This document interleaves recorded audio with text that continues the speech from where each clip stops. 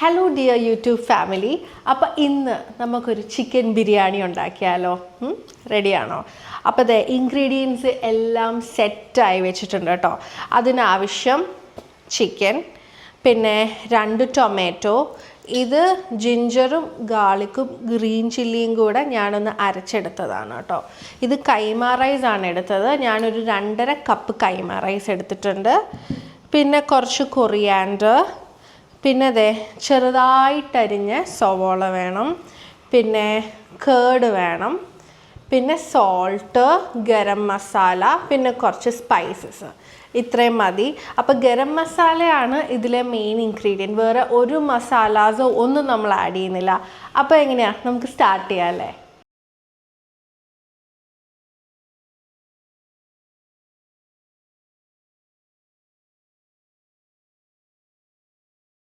അപ്പോൾ നമുക്ക് ആദ്യമേ പാൻ വെച്ച് ചൂടാക്കാം. അതിന് ശേഷം ഓയിലും ഗീയും മിക്സ് ചെയ്ത് വേണം ഒഴിക്കാൻ. ഒരുപാട് ഓയിലും വേണ്ട, എന്നാൽ ഒരുപാട് ഗീയും വേണ്ട. ഗീ കൂടിപ്പോയാലും നമുക്ക് കഴിച്ച് കഴിയുമ്പോൾ ഒരു സുഖം ഉണ്ടാവില്ല, ഭയങ്കര ഒരു നിറഞ്ഞ ഫീൽ വരും. അതുകൊണ്ട് ഗീ എപ്പോഴും ഓയിലിനെക്കാട്ടിലും കുറവിട്ടാൽ മതി. ഇപ്പം ഞാൻ 2 സ്പൂൺ ഗീ ഇടുന്നുണ്ട്. ഇപ്പം നമ്മൾ കുക്ക് ചെയ്യുന്നതെല്ലാം ഈ ഓയിലിൽ തന്നെ ആയിരിക്കും. ഇതിൽ നമ്മളിപ്പോൾ സവോള കുറച്ച് ഫ്രൈ ചെയ്യാൻ പോവാം. ബിക്കോസ് ഈ ചിക്കൻ ബിരിയാണിയിൽ ഫ്രൈ ചെയ്ത് ഒണിയൻ ചേർത്തിട്ടുള്ള ഒരു അരപ്പാണ് നമ്മൾ ഉണ്ടാക്കുന്നത്.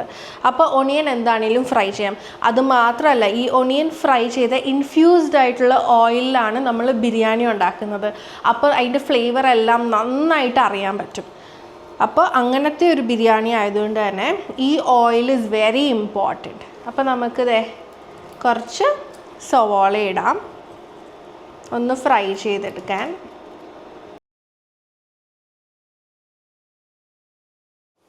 അപ്പോൾ നമ്മുടെ ഒണിയൻ എല്ലാം ഫ്രൈഡ് ആയിട്ട് വന്നിട്ടുണ്ട് കേട്ടോ.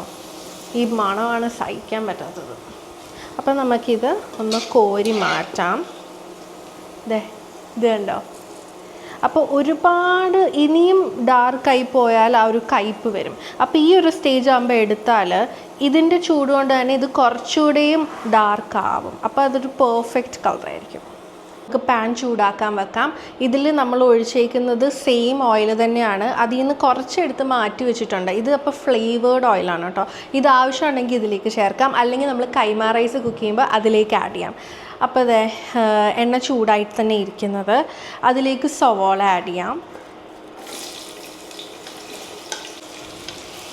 ഇനി ഇത് നന്നായിട്ടൊന്ന് വഴന്ന് വരണം. ശരിക്കും എൻ്റെ ഗസ്റ്റ് വരുന്നത് നാളെ ഉച്ചയ്ക്കത്തേക്കിനാണ്. പക്ഷെ ഞാൻ ഇന്നേ ബിരിയാണി ഉണ്ടാക്കി വെക്കുന്നത്. ഇത് ഇന്നുണ്ടാക്കി വെച്ച് അതെല്ലാം സെറ്റായി വെക്കുമ്പോൾ ഇതിൽ നല്ല ഫ്ലേവർ ഇറങ്ങും. എന്നിട്ട് അതിൻ്റെ ആവി കളഞ്ഞ് പിന്നീട് ഫ്രിഡ്ജിൽ സ്റ്റോർ ചെയ്തിട്ട് നാളെ നന്നായിട്ട് ആവി കയറ്റിയെടുക്കുമ്പോൾ ഈ ബിരിയാണിയുടെ എല്ലാ ഫ്ലേവേഴ്സും ആവിയിലിറങ്ങും. അപ്പോഴാണ് ശരിക്കും ബിരിയാണിയുടെ ടേസ്റ്റ് വരുന്നതാണ് ഞാൻ വിശ്വസിക്കുന്നത്. നമ്മൾ മീൻ കറിയൊക്കെ പറയില്ലേ, തലേ ദിവസത്തെ മീൻ കറിക്ക് ടേസ്റ്റ് ഉള്ളതാണ്. ആ സെയിം മെത്തേഡാണ് എനിക്ക് ബിരിയാണിയുടെ കാര്യത്തിൽ തോന്നിയിട്ടുള്ളത്. സോ എപ്പോൾ എനിക്ക് ഗസ്റ്റ് ഉണ്ടെങ്കിലും ഞാൻ ഒരു ദിവസം മുന്നേ ഉണ്ടാക്കി വെക്കുന്നതാണ് പ്രിഫർ ചെയ്യുന്നത്. അതാവുമ്പോൾ കാര്യവും എളുപ്പമാവും. അത് മാത്രമല്ല, ഈവൻ ടേസ്റ്റിൽ നല്ല ഡിഫറൻസ് വരും. നമ്മൾ ഉച്ചയ്ക്ക് ഗസ്റ്റ് ഉള്ളപ്പോൾ ഈ രാവിലെ ഉണ്ടാക്കുന്ന ബിരിയാണി അതിൻ്റെ ഫ്ലേവർ ഒന്നും ഇറങ്ങില്ല. അപ്പോൾ റൈസ് വേറെ, അതിൻ്റെ ഗ്രേവി വേറെ, ഒരു ബന്ധമില്ലാതിരിക്കും. അപ്പോൾ നിങ്ങൾ ഇതൊന്ന് ട്രൈ ചെയ്ത് നോക്കുക. അപ്പോൾ നമുക്കിനി സവോള വഴന്ന് വരണം. അപ്പോൾ ഈ ടൈമിൽ ചൂടുവെള്ളം വെക്കണം. അപ്പോൾ ഞാനിപ്പോൾ കെറ്റിലിൽ ചൂടുവെള്ളം വെച്ചിട്ടുണ്ട്. ബിക്കോസ് നമ്മൾ ചിക്കൻ ഇട്ടിട്ട് നമ്മൾ ചൂടുവെള്ളമാണ് ആഡ് ചെയ്യുക. അപ്പോൾ ചൂടുവെള്ളം തന്നെ ആഡ് ചെയ്യണം. അപ്പോൾ ഇതിലേക്ക് നമുക്ക് കുറച്ച് സോൾട്ട് ഇട്ട് കൊടുക്കാം.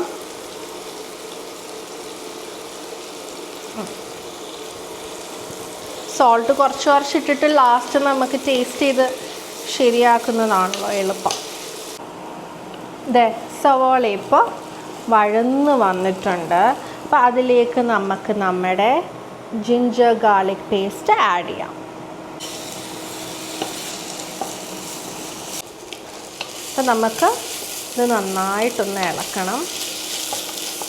പച്ചമണം മാറിയിട്ടില്ല. ഇനിയിപ്പോൾ നമുക്ക് ഗരം മസാല ആഡ് ചെയ്യാം. ഗരം മസാല മാത്രമേ ഇതിൽ നമ്മൾ ചേർക്കുന്നുള്ളൂ. അപ്പോൾ ഗരം മസാല ആവശ്യാനുസരണം ആഡ് ചെയ്യാം. 2 ടൊമാറ്റോ കട്ട് ചെയ്തതായത് അതും കൂടെ ഇടാം. ഈ ടൊമാറ്റോ നമ്മൾ ചിക്കനും കൂടെ ആഡ് ചെയ്ത് കഴിയുമ്പോൾ ഇതെല്ലാം കൂടെ ഒരുമിച്ച് നന്നായിട്ട് വെന്ത് വന്നോളും. അപ്പോൾ ഇതിലേക്ക് നമുക്കിനി കുറച്ച് കേർഡുണ്ട്, കേർഡ് ഇടാം.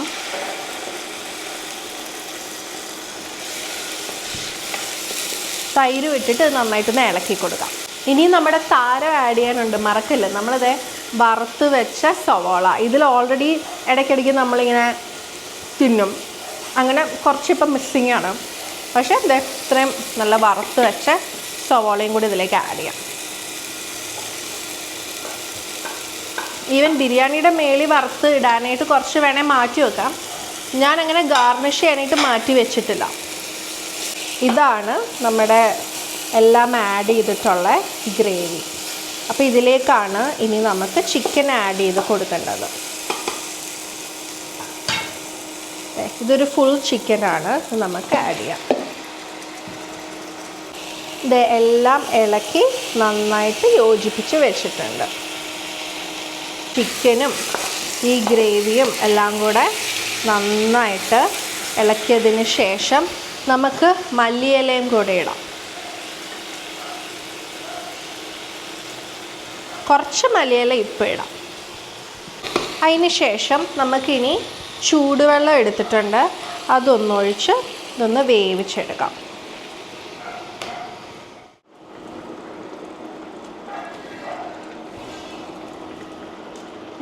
സോൾട്ട് കുറവാണ്, കുറച്ചുകൂടി സോൾട്ട് ആഡ് ചെയ്യാം. ഈ സമയത്ത് സോൾട്ട് ഇട്ടാൽ ചിക്കൻ കുക്കാവുമ്പോഴും ആ സോൾട്ടല്ല ഇതിലേക്ക് പിടിച്ചോളും.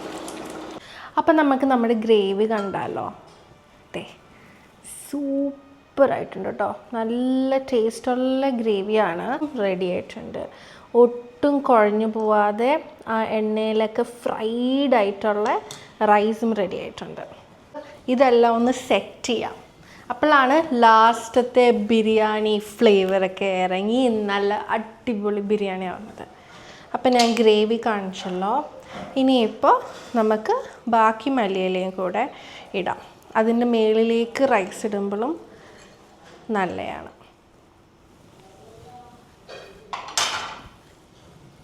നമുക്ക് ഈ റൈസ് ഇടാം.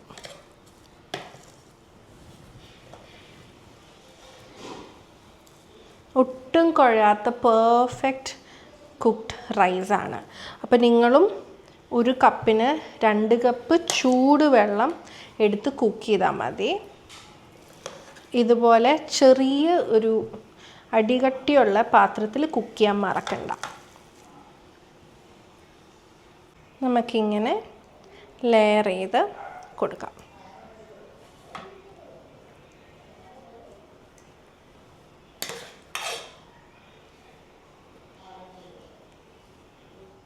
ബിരിയാണി റെഡി ആയിട്ടുണ്ട്. ഇത് കുറച്ച് നേരം അടച്ച് വെച്ച് നല്ല ആവി കയറി അതിൻ്റെ എല്ലാ ടേസ്റ്റും ഇറങ്ങിയിട്ട് കഴിക്കാം. അതല്ലെങ്കിൽ ഞാൻ ചെയ്യുന്ന പോലെ തലേദിവസം ഉണ്ടാക്കിയിട്ട് നെക്സ്റ്റ് ഡേ ചൂടുപോയി ഫ്രിഡ്ജിൽ വെച്ചിട്ട് നെക്സ്റ്റ് ഡേ നന്നായിട്ട് ആവി കയറ്റി കുറച്ചുകൂടി അതിൽ നിന്ന് ഫ്ലേവേഴ്സ് എല്ലാം ഇറക്കിയിട്ട് കഴിക്കാം. അപ്പം ഞാനിപ്പോൾ ഇതേ കുറച്ച് എടുത്ത് നമുക്ക് ടേസ്റ്റ് ചെയ്ത് നോക്കാം.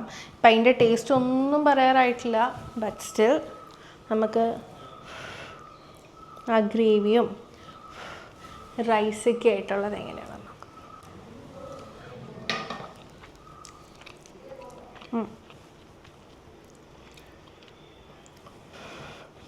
എനിക്കിഷ്ടപ്പെട്ടു. ഒരുപാട് കാര്യങ്ങളൊന്നും ഇട്ട് കുളമാക്കാതെ ജസ്റ്റ് ഒരു ക്ലാസി മലബാറി ബിരിയാണി.